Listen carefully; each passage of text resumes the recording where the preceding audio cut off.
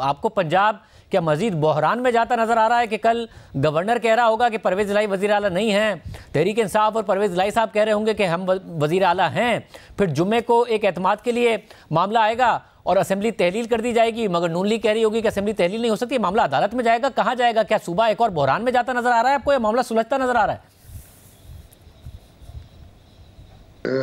देखिए जावेद साहब, यानी जो तहरीक अदम एतमाद है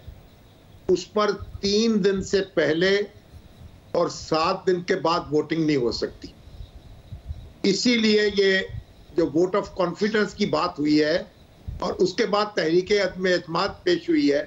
और फिर गवर्नर ने जो वक्त मुकर्रर किया है बुध का, उसका मतलब यह है कि 3 दिन के से पहले ये तहरीक एतमाद जो है इसका फैसला हो जाए। तो अब ये वजीर आला को एतमाद का वोट लेना पड़ेगा। जो मेरी जितने भी आईनी माहिरीन से बात हुई है उनकी भारी अक्सरियत यही कहती है, और अगर वजीर आला वोट नहीं लेंगे या इजलास तलब नहीं होगा या स्पीकर उसे मुलतवी कर देगा तो समझा यही जाएगा कि उनको एतमाद हासिल नहीं रहा हाउस का, और फिर गवर्नर एक्ट करेगा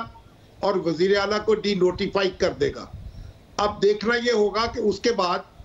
जो हुकूमती मशीनरी है वो किसका साथ देती है।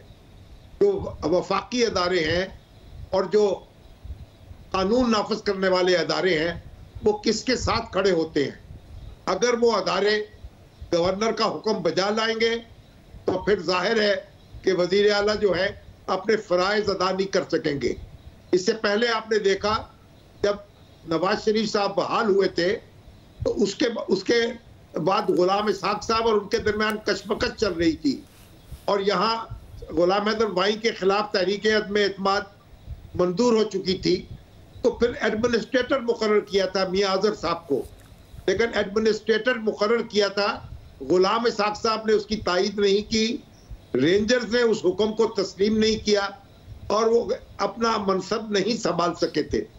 अब भी ये देखना होगा कि क्या वफाकी हुकूमत जो है उसकी गिरफ्त है इंतजामी मशीनरी पर। अगर उसकी गिरफ्त भरपूर है तो फिर जाहिर है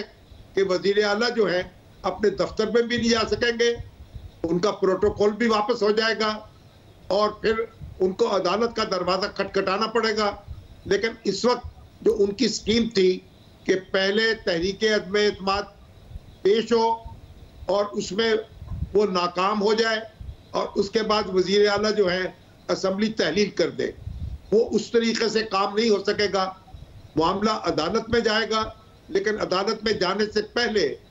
बरसरे मैदान भी फैसला हो जाएगा कि किसका पलड़ा भारी है और किसकी गिरफ्त जो है इंतजामिया पर है। शामी साहब, कम अज़ कम जो तहलील का मामला था फिर वो पीछे रह गया। खान साहब अब तहलील नहीं कर पाएंगे, वैसा गैर यकीनी की सूरत हाल रहेगी, लटका रहेगा पंजाब में मामला कि हुकूमत किसकी है किसकी नहीं है, मगर और अदालत में मामला चला जाएगा, बट तहलील फौरी नहीं हो पाएगी जो खान साहब का प्लान था। हाँ जी, खान साहब की तारीख के मुताबिक तो तहलील नहीं हो पाएगी, लेकिन अगर गवर्नर डी नोटिफाई कर देते हैं वजीर आला को और उसके बाद इजलास बुलाते हैं नया वजीर आला मुंतखब होने के लिए और उसमें फिर मेजॉरिटी किसी के पास नहीं आती तो फिर सेकंड राउंड होगा। वह नया वजीर आला अगर इस दौरान मुंतखब हो जाता है तो मामला तो नंबर गेम का है। अगर अपोजिशन के पास, यानी जो इस वक्त पंजाब हुकूमत की अपोजिशन है, उसके पास बंदे पूरे हुए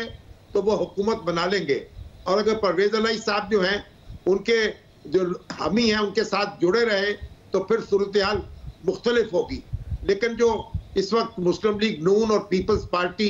ये इस पे काफ़ी मुतमईन है और उनका ख्याल ये है कि वो अपनी हुकूमत बना लेंगी और किसी न किसी तरीके से वो एतमाद का वोट जो है उनकी हुकूमत को मिल जाएगा।